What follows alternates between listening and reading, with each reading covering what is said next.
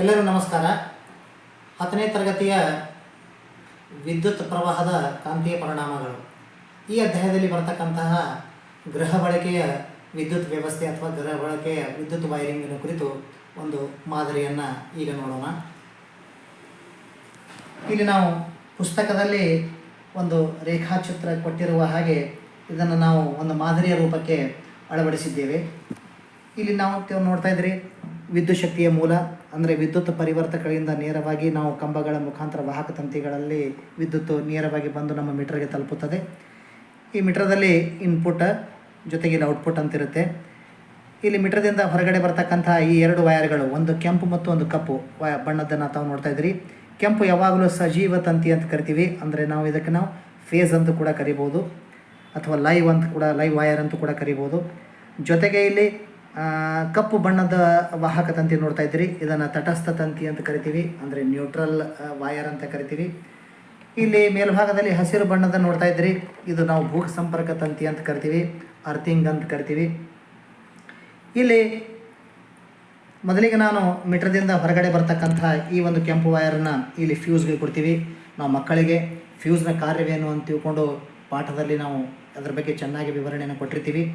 ಇಲ್ಲಿ ಫ್ಯೂಸ್ಗೆ ಬಂದ ತಕ್ಷಣ ಫ್ಯೂಸ್ನಿಂದ ಹೊರಗಡೆ ಬರ್ತಕ್ಕಂಥ ಮತ್ತು ಇಲ್ಲಿ ಎಮ್ ಸಿ ಬಿ ಕೂಡ ಅದರ ಕಾರ್ಯವೇನು ಅಂತ ತಿಳ್ಕೊಂಡು ನಾವು ಮಕ್ಕಳಿಗೆ ಹೇಳಿರ್ತೀವಿ.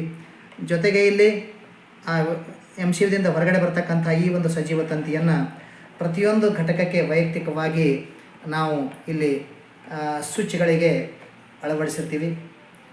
ಇನ್ನು ತಟಸ್ಥ ತಂತಿಯು ಕೂಡ ಪ್ರತಿಯೊಂದು ಘಟಕಕ್ಕೆ ವೈಯಕ್ತಿಕವಾಗಿ ಈ ಪಾಯಿಂಟ್ಗಳಿಗೆ ಸಂಪರ್ಕಿಸಲಾಗಿರ್ತದೆ.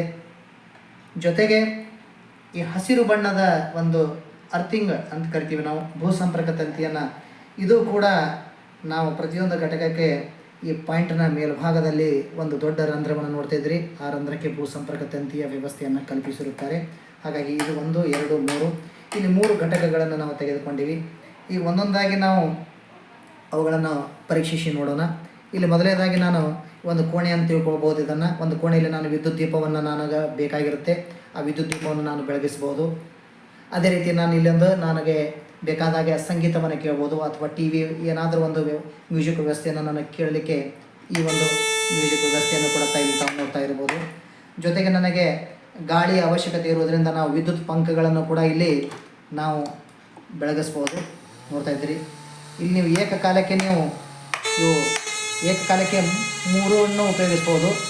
ಇಲ್ಲಾಂದರೆ ಯಾವುದು ನಮಗೆ ಬೇಕೋ ಅದನ್ನು ಮಾತ್ರ ನಾವು ಉಪಯೋಗಿಸಲಿಕ್ಕೆ ನಮಗೆ ಸಹಾಯಕವಾಗುವ ರೀತಿಯಲ್ಲಿ ಗೃಹ ಬಳಕೆಯ ವಿದ್ಯುತ್ ಸಂಪರ್ಕವನ್ನು ಯಾವಾಗಲೂ ಸಮಾಂತರ ಸಂಪರ್ಕದಲ್ಲಿ ವ್ಯವಸ್ಥೆಯನ್ನು ಕಲ್ಪಿಸಿರುತ್ತಾರೆ.